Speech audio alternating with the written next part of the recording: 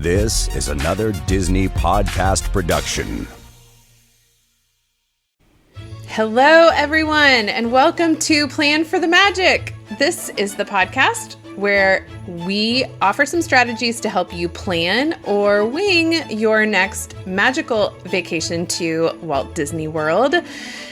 This is episode 2. Here we are, number 2. I'm Audrey, your host, and I'm joined by my dear friend, co-host, and old friend, Dave. How are you feeling tonight, Dave? I feel good. You didn't say anything like sassy, but to be honest, there's really no need to introduce me. They're clearly here for you. Stop. They don't know that yet, but it'll quickly come to light over the next handful of episodes. See, I think that there are a bunch of people who are like diehard planners, but I think there are people who really like just taking it easy. I think you're selling yourself short. I think you've got a lot to share and tips that folks are going to enjoy. So. Okay, well, let's focus on practical things. All right, so let's go down the list here of what Audrey brings to the table. Okay, stop. Brains, beauty, best ideas. So there's the 3 B's, right? So brains, beauty's best idea. Okay, then there's Dave, and he brings. Yep. See, I'm not going to go for this humility act. I know that you know a lot about Disney, and I'm super excited that you are doing this venture with me. We're on episode 2. So for those who listened to episode 1, we did kind of an overview of our shtick here. We are, of course, part of the Another Disney Podcast family of podcasts.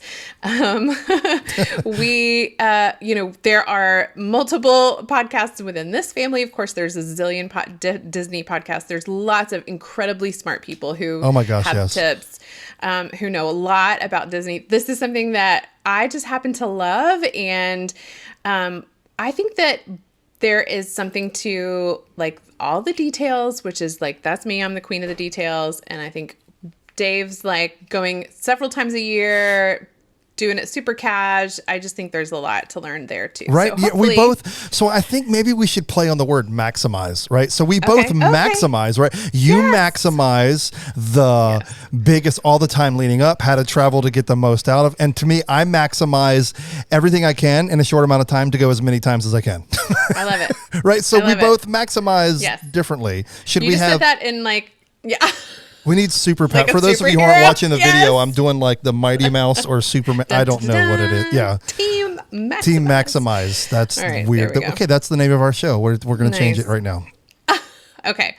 All right. So we've done the overview in episode 1. We even did a little mini overview there, but we're jumping right in with this podcast. There's a lot happening in Disney right now. Planning has kind of been turned upside down.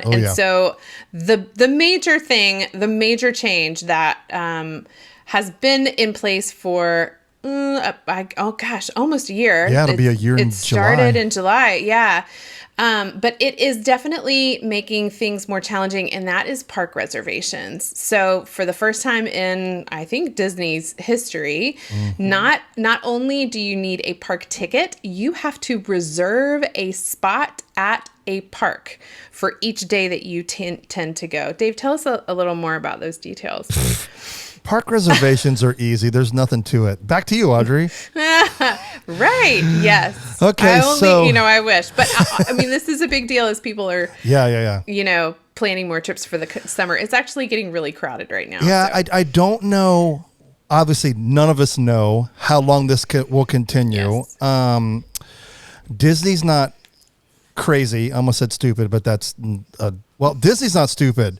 They have a huge advantage when it comes to this reservation system, and it's not just based on, we have right now it's 35%, right? So that's their capacity cap. That's right.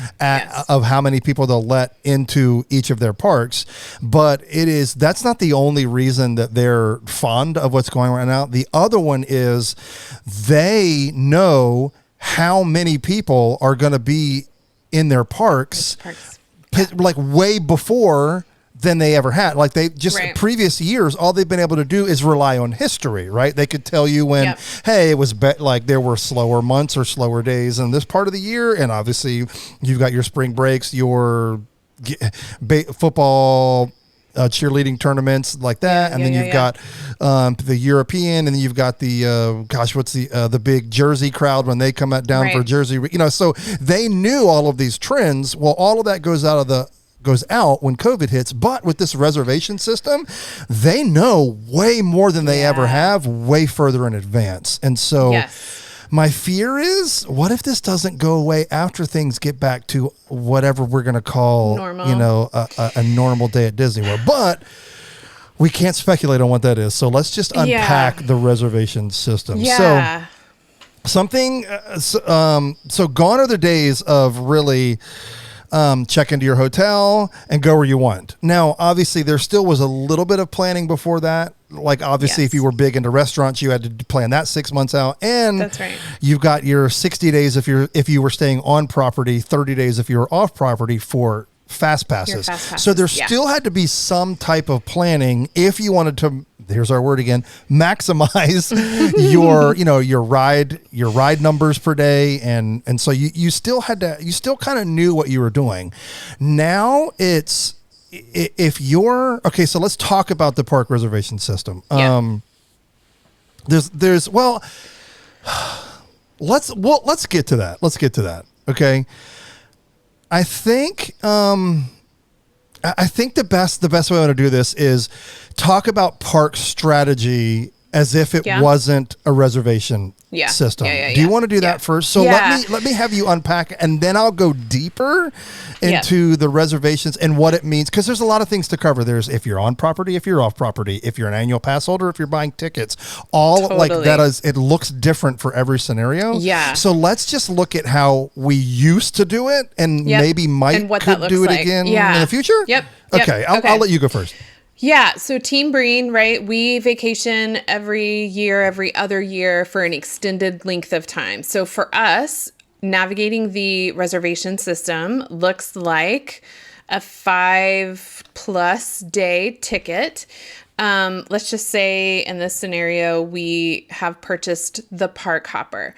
So before I'm immediately thinking, what park am I going to on which day? And there are some incredible, we're going to have a whole podcast eventually on like our favorite brilliant people who do awesome things to help you plan for Disney. Yes. One of them, there's just a lot of data on, Dave was just talking about that, on like what days of the year tend to be more crowded or less crowded. And so when we've picked our week, I'm thinking about, I don't know if I want to do Epcot on a festival on a Saturday. Probably not a good idea. Right? Yeah. So I'm already thinking about what days I'm going. And you're right.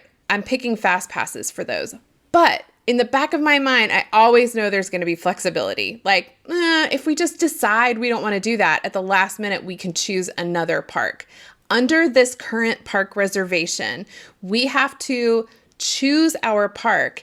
And there is in fact, we are going in October. I know you guys are going in October. One of my days is already full at one of the parks in October. And so I think the big difference here is that there's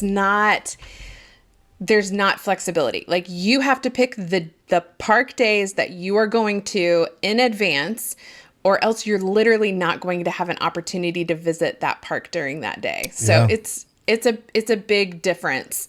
So I think, I feel like it's not incredibly different. It does just feel like you've got to get it right. There's a lot of pressure to make that decision. And if you choose Magic Kingdom on one day and you feel like, oh man, we should have gone to Animal Kingdom this day, and Animal Kingdom is full, you cannot change, or vice versa.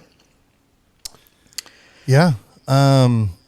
So let's unpack the reservation system as it stands. So we'll look at it in 3 different parts. So first we'll look at if you're staying on property. Yep. And then, so it doesn't matter if you buy your tickets through Disney or through somewhere else, which we'll talk about later, or if you buy your or if you're an annual pass holder, doesn't matter. Your kind of golden ticket as far as selection, or your selection and availability increases like way more. I don't have numbers because Disney's not going to give it to us if you're staying on property. And so that there's definitely more park availability when you're staying on property. That's a complete sentence.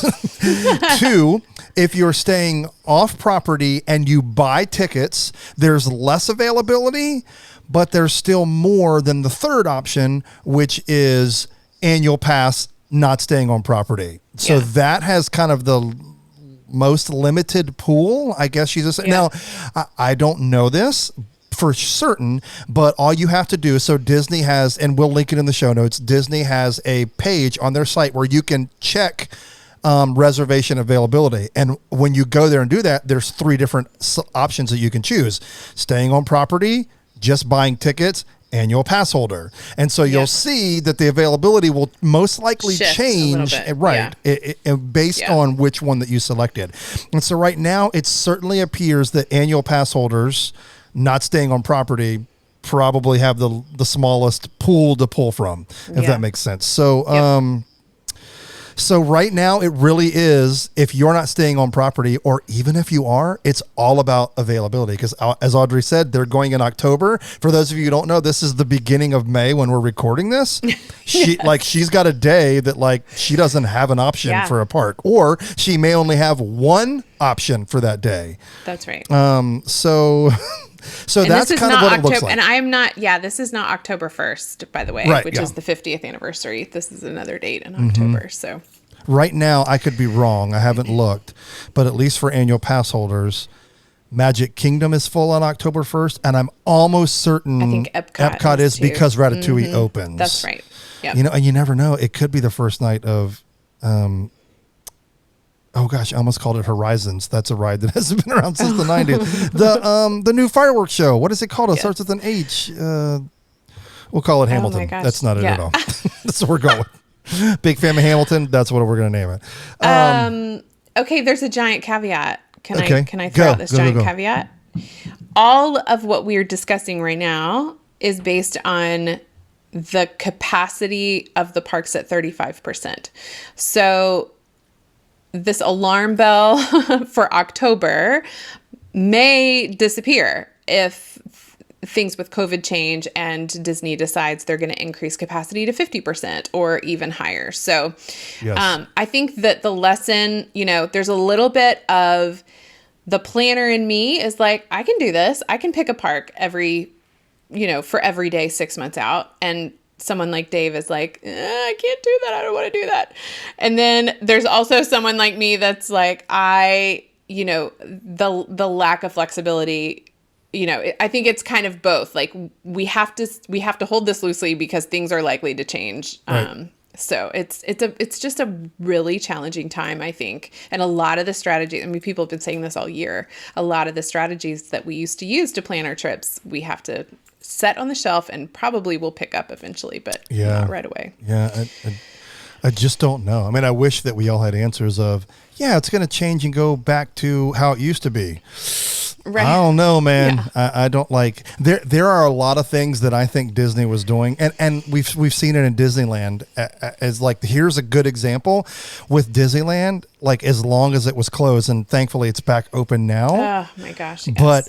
But they've been able to completely rethink what their annual pass strategy looks like, and they have yet to release it or release the details of what it's going to look like. And so that was that, as we all know, that is a huge annual pass park, right? It's very much a locals park. And there are days that they have cast members that are there for their job that day to direct traffic at some of their pinch points. I have been there. It's that they hold a sign with a Mickey glove that this side is going this way, and they held another sign and it's special. If you're familiar with Disneyland, it's right there in Tomorrowland where Buzz is on one side and Star Tours is on the other. That is a narrow pinch point. Even more narrow than the corner of Peter Pan and it's Small World. Small World at Walt Disney World. Yeah. And that's if you've been there, you know how crazy that area gets. Yes. Anyway, all that to get back on, I just don't, I'm surprised that Disney World didn't just cancel all of, but they were only closed for 4 months, so I don't know that they had the idea to react that quickly. I mean, I have to give them a benefit of the doubt in, I mean, of course, this is just, everything about this experience is completely new. I'm choosing not to use the word unprecedented because too late. It's just overused right now. So, but I do think that they're, I hope that they're taking some, and I do. I think they are taking advantage of some of these things to rethink, and just like they did in Disneyland. But to your point, yeah, I mean, Walt Disney World was only closed for 4 months, and they've been having to navigate all of these new challenges reopening. Okay, so we just sort of explained a little bit about the system. You buy your tickets, however you're going to buy them. We'll talk about that in a little bit. You choose one day. In our circumstance, we have the park hopper. So, Dave, what does that mean? So, well, can we do that right now? Well, Audrey, what that means is it's no longer what it used to mean. It's a whole brand new meaning. And for a while, that wasn't even a thing. It's still not a thing in Disneyland. They have not introduced that yet. So when you buy a ticket for the day, it's either to Disneyland or California Adventure. Thankfully, several months in, I think it was the beginning of this year. It was either late January or early February of 2021. They reintroduced it. And so right now at Walt Disney World, you can park hop after 2 p.m. Now, there is an asterisk all the way at the bottom of the page. What does that mean, 2 p.m.? So what does that mean is you have to walk through. So if you have a park reservation for Magic Kingdom, you have to walk through the gate at Magic Kingdom. And then after 2 p.m., you can visit one of the other 3 parks. Now, I will say, all the way at the bottom of that page where that little asterisk is, when you get out your magnifying glass, it says subject to park availability. But I will say this, there has not been, even on some of these slam days where all of these parks were unavailable, especially during spring break this past month or so, there was nobody was turned away after 2 p.m. So that's still going strong. So nobody has not been able to park hop if you have a park hopper added to your pass, or if you're an annual pass holder. So that's what it looks like right now. Anecdotally, I the same. I have not heard of anybody not being able to go to a second park. Are you allowed to go to a third park? Yes. So it was. Okay. So you can go after 2 once you've checked into the reservation, your original park. Then you can park hop after 3. Because that was a new game. I don't know. I have been to Disney World by myself. Yes, I'm that guy and family and dad and didn't take my kids. Sounds dreamy to me. And of course, I did the 4-park challenge one of the last times that I did that. And so now it's even more fun of a challenge because you can go to one park all day and then your second one you don't get till 2 p.m. And people play that differently. Some people are like, you've got to eat something and you've got to ride a ride. That's how most people do it. Yeah. And of course they take a picture and then they usually get a pin that says I'm celebrating, and then they write all 4 parks in one day. Anyway, there's all different kind of ways to do it, but it's still possible. Make Epcot your last park, because that's usually the one that's open the latest. Open the latest. That's the other thing to really think about too, is the park hours, although they are expanding and being updated farther in advance. So I think, again, early on, the hours were quite limited, and most of the parks were closing early. I know on one of the podcasts that you guys did earlier, you talked about nighttime experiences and how especially Animal Kingdom is just glorious at night. And it has been really, closing quite early. But I do think they are opening them a little bit earlier and keeping them open a little bit later. So depending on where you want to go, you need to make sure there's plenty of time to enjoy the park for the rest of that evening. Now we need to talk about a strategy. Everybody's going to do this different. Learn from my mistake. In my opinion, look at the hours of Epcot when you're going during your trip. And please keep checking, because they usually update them sometimes as little as 2 weeks before, 2 weeks out. 2 weeks. And why I say that is, if I were to give you one piece of advice that would say, hey, what should I do when it comes to picking my parks during a pandemic? Never, ever choose Epcot. And why I say that is, for the longest time, at least since they've reopened from the pandemic, Epcot does not open until 11 a.m. 11. So you're talking 11, 12, 1, 2. So you're talking, you're going to burn a whole park pass over a place that you can only go for. So go back to Magic Kingdom for the morning, go back and take a nap, and then go back to Epcot, which is, now they're out. They did just announce their hours for going into June and July, that it's going to actually be less. But right now it's open till 11. I mean, so if you're going before July, I mean, it's worth, like, you can get to that park at 2 to 11. That's a full flipping day, dude. That's a full day. Right. So do not burn in my opinion, don't burn a park reservation with Epcot. That is such great advice, because Epcot used to open at 9 or 10, and then and World then Showcase just the World Showcase opened at 11. But now the whole park is opening at 11, and for park hopper tickets or annual pass holders, I think that's brilliant advice for sure. Okay, so we've talked about the reservation system. We've talked a little bit about park hopping. So annual pass holders, we're going to talk a little bit about tickets in general. If you are an annual pass holder, you get to have an annual pass. If you are not an annual pass holder right now, you are not allowed to have an annual pass, because Disney is not selling new annual passes to Walt Disney World. So let's assume if you have an annual pass, you have figured out what's going on right now. And let's talk a little bit about tickets for, we can talk about packages. We can talk about, for families who are just getting tickets. So here's what it looks like. Every day I go on Facebook, I follow a lot of Disney groups. Every day someone asks, does anybody know? No, nobody knows. Trust me, if you follow Disney even 10% of your life, when annual passes open back up, it will make headline news. I promise you. It will make national news, because it's a COVID thing. Like, that's something that's when it's so. That's a marker. That's right. Of things changing. That's exactly right. Yes. So, which stinks, because I know, now we talked about this before we started the show, you guys just got DVC, and in my opinion, if you're dropping that coin on DVC and you say, hey, I bought DVC during a pandemic, and I know you guys are struggling, don't act like you're not, don't act like you're selling as much DVC as you were 2 years ago, and if you guys want an annual pass, they should just sell you an annual pass. That's my opinion. Can a girl get an annual pass up in here? We cannot right now. Okay, so I want to talk about where to buy tickets. Is that good? Is that good? Okay. Yes, please. For sure. If you're, I stopped buying tickets through Walt Disney when I personally got an annual pass. Nobody else in my family has an annual pass, but when I got that annual pass, I stopped buying them through Disney, unless we were staying on property for at least 5 days.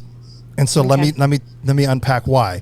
Just like Disney is notorious for, I think depending on when you go, right now the new prices for 2021, it averages $139 for a one-day park ticket.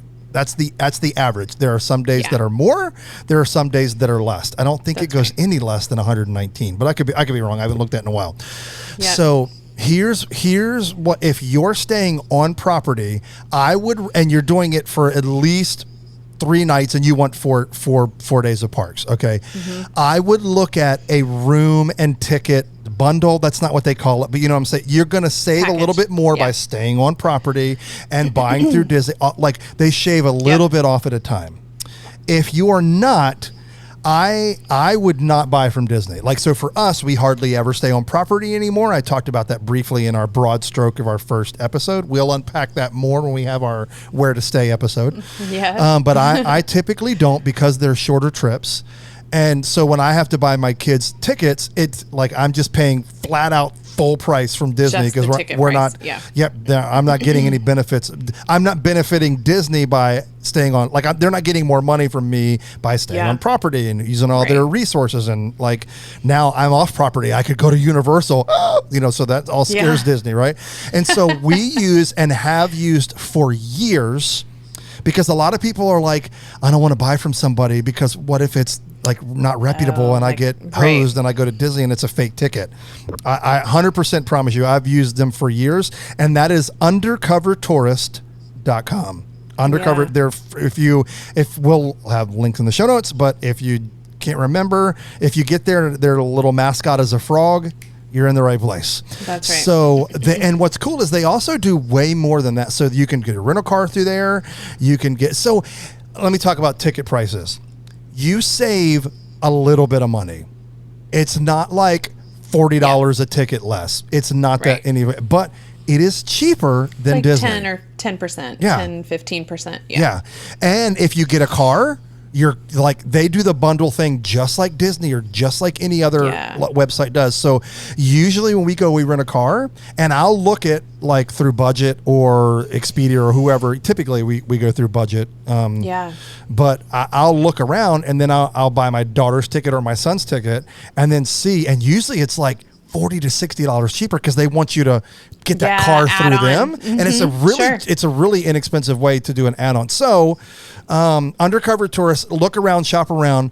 If there are a couple more reputable sites out there. I don't know them. I have a relationship. When I say I have a relationship with Undercover Tourists, I mean I've given them thousands of my dollars, and I've given them thousands of my dollars, and every time we went to Disney, their tickets worked. So like they're batting 1,000 for me. Tried and true. That's right. Yeah. So I'm a big fan of them. So that's kind of your two different scenarios. If you're staying on property and you're there for multiple days, you're going to get like the savings add up through Disney. Yeah. If you're not on property, look someplace else like Undercover Tourist.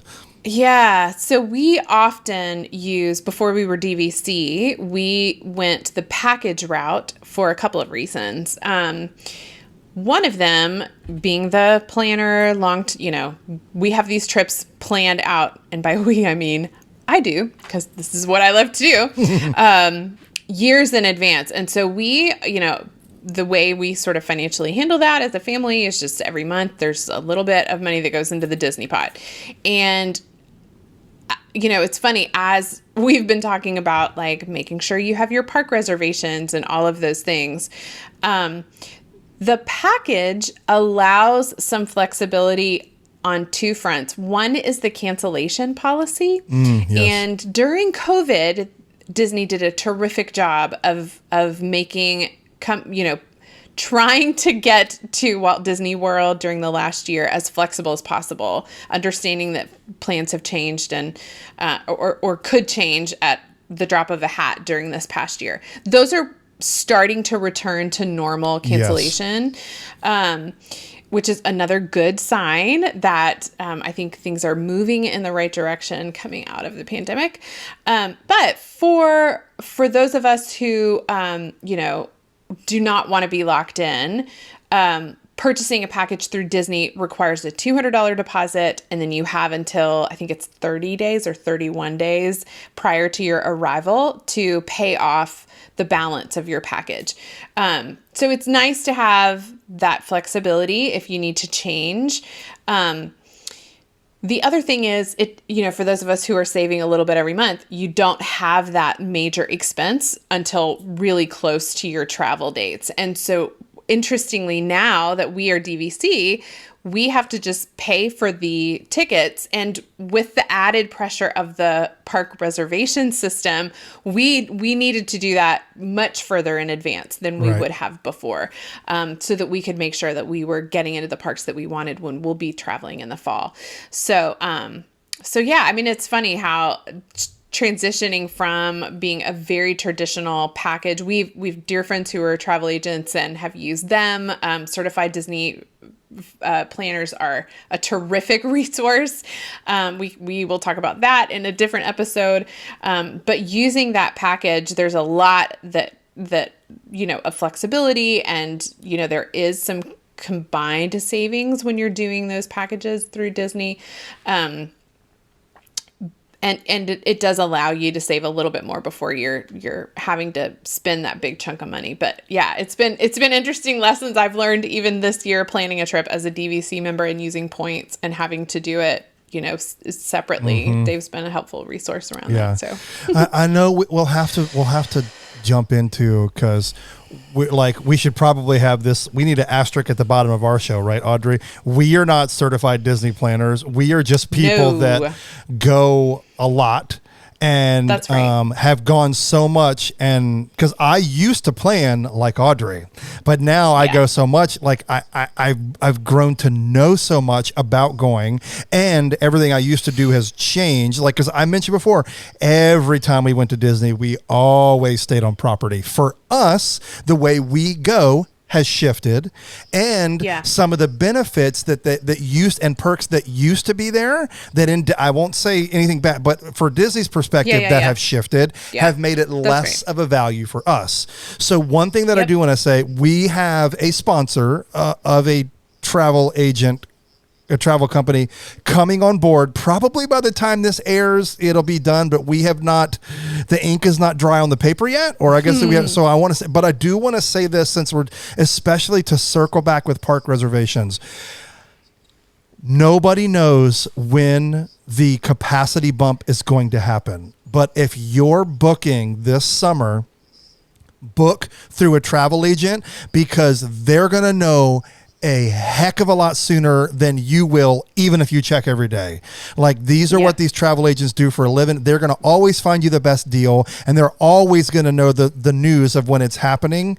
And so if you're having, if the person that you're working with knows, hey, I'm going October 47th and I want to get Magic Kingdom, and Magic Kingdom's full that day, if they have a capacity increase that happens before you go, your travel agent will reach out to you and make that change for you. And so that's one of the huge benefits. That's the kind of stuff that they take off of your plate. If you're looking for dinner reservations, that kind of stuff too. It's like, for me, absolutely love Ohana. It's been closed for 417 years. I cannot wait till it opens up. I have a travel agent that is going to tell me when it opens, so I can book, even if it's like, I'm not going when it opens, but when reservations are available to book, I want to know so I can book. I don't want to be 15 days out and be like, oh crap, that opened 2 weeks ago, and all the reservations are booked for the next 6 months. So there's definitely value. So find somebody that you like. Just look for certified. There's tons of great names out there. We are close to our deal, and like I said, it'll probably be done by the time, but I don't want to jinx anything at this point. Okay. So what is left? What do we need to hit as far as our subject matter for today? Have we hit it all? No, I think we're good. I think that's a good place to stop. I think the reservation system, it's something we wanted to talk about as quickly as possible. We're not sure how long it's going to be around. It will shift. It will shift when capacity increases. And as we figure it out, we're happy to talk more about it. And maybe something that we share will be helpful. I think we're good. I love it. Okay, so let's talk about a couple things. Two quick things. One, where people can connect with us online is our website. That's anotherdispodcast.com. As Audrey mentioned at the top of the show, we fall under that umbrella, which by the time this is out, you'll know that we have several shows. So if you follow any of our shows, all you'll have to do is go... If the easiest place to find us is twofold. One is through Apple Podcasts. I know not everybody has Apple products, but they have launched this new system, where they call it channels now. And so what's great is all you'll have to search for is Another Disney Podcast, and all of our shows will be conveniently right there. And of course, Plan for the Magic is one of those shows. You can also find some of our musings on Facebook.com. Just search Another Disney Podcast, and then Instagram, Another Disney Podcast, at Another Disney Podcast. And so that's kind of our major things. Okay, if you have questions for us, we would love to answer questions, because we, again, not certified travel agents, but we hopefully, if the information that we're giving, like if there's something that you wanted us to go deeper, or you have another question or want us to bring up on a show, please, all you have to do is call us at 757-563-4742, leave us a voicemail, or text us. Either one of those will work. And I think that's all of that. And anotherdispodcast@gmail.com if email is your jam. I think I've hit them all. Audrey, you're killing this. Well done. You're killing that this. was a lot. And there wasn't a lot of like I know fighting between us. Well, I know. Well, it'll get better. I know. Wait till we start off property on property. Bring it on, girl. Bring it on. You're just wrong. You're wrong. All right. Okay. Thanks. You guys have a good day. Bye. Bicycle.